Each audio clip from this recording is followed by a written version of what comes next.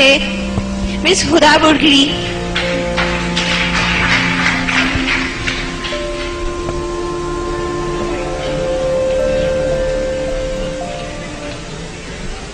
عزت نفس کسی شخص کی محفوظ نہیں, اب تو اپنے ہی نگہبانوں سے ڈر لگتا ہے.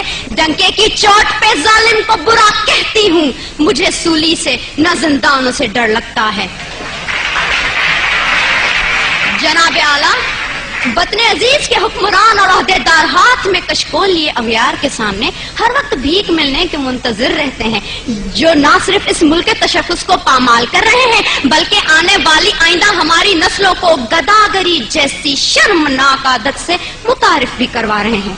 تاریخ میں ایسی کئی قوموں کے قصے رقم ہیں جن قوموں نے مسلط کے نام پہ اپنے سروں کو جھکا کر دستے سوال بلند کیا, اور بعد میں جن کا انجام بازار میں بکنے والے سفید جسموں کی مانند کمتر اور حقیر بن کے ابھرا.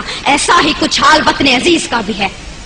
جناب اعلیٰ, پاکستان پچھلے 10 سالوں میں امریکہ سے $18 بلین کی رقم موصول کر چکا ہے.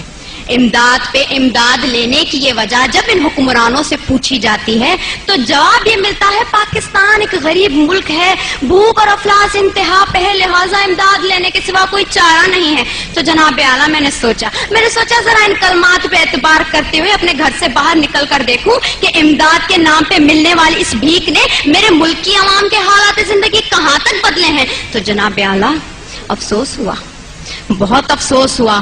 کہیں میں نے بھوک سے بلکتے معصوم بچوں کی آوازیں سنی تو کہیں پہ میں نے ان وزراء کے فرنگی کتوں کو سیر ہوتے دیکھا, کہیں پہ میں نے بازار میں بکتی آدم کی بیٹی دیکھی تو کہیں پہ میں نے وزیر اعظم کے تن پہ لاکھوں کا لباس دیکھا, کہیں پہ میں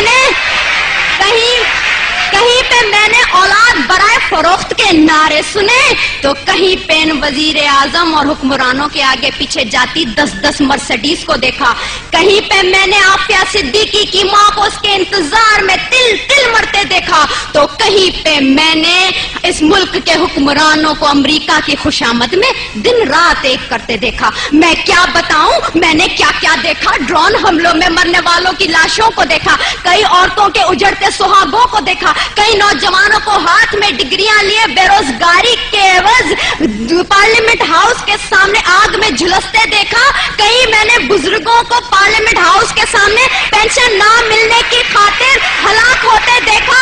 جناب اعلیٰ, میں نے اس ملک کے ہر شہر ہر کوچے میں کربلا کا میدان دیکھا تو بے اختیار میری زبان پہ یہ الفاظ آ گئے, اصول بیچ کے مسند خریدنے والوں, نگاہ اہل وفا میں بہت حقیر ہو تم, وطن کا پاس تمہیں تھا نہ ہو سکے گا کبھی کہ اپنی حرص کے بندے ہو, بے ضمیر ہو تم. جناب اعلیٰ, چند رکوں کے عوض اس ملک کی عزت و توقیر کو گروی رکھنے والے ان حکمرانوں نے ہم سے ایک غیرت مند قوم کہلوانے کا حق چھین لیا ہے. آج پاکستان اسی غلامی کی زنجیر سے بندھنے جا رہا ہے جس سے آزاد کروانے کے لیے کئی مسلمانوں نے اپنے لہو سے مقتل گاہوں کو سجایا تھا, کئی آدم کی بیٹیوں نے اپنی عصمتوں کو سرے بازار نیلام کروایا تھا, کئی شہیدوں نے جس گلستان کو سجانے کے لیے اپنا لہو بنایا تھا. کیا یہ ہے وہ پاکستان؟ میں پوچھتی ہوں جناب اعلیٰ آپ سے, یہاں بیٹھے ہر شخص سے, اپنے آپ سے, کیا یہ ہے وہ پاکستان؟ نہیں. دوسروں کے ٹکڑوں پہ پلنے والا یہ پاکستان قائد اعظم کا پاکستان نہیں ہے. میں سلام کرتی ہوں ان تمام قربانیوں کو جو اس ملک کو بنانے کے لیے لوگوں نے دی, مسلمانوں نے دی, لیکن دیپ جن کے چند خواہشوں میں چلیں, دیپ جن کے صرف محلاتوں میں جلیں, چند لوگوں کی خواہشات کو لے کے چلیں جو کہ مسلطوں کے سایوں میں پلیں, ایسے دستور کو, صبح بے نور کو میں نہیں مانتا, میں نہیں جانتا. میں بھی خائف ہوں تختہ دار سے, میں بھی منصور ہوں کہہ دو یہ اغیار سے. کیوں ڈراتے ہو زندہ کی دیوار سے, ظلم کی رات کو, جہل کی بات کو. میں نہیں مانتا, میں نہیں جانتا, میں نہیں مانتا, میں نہیں جانتا.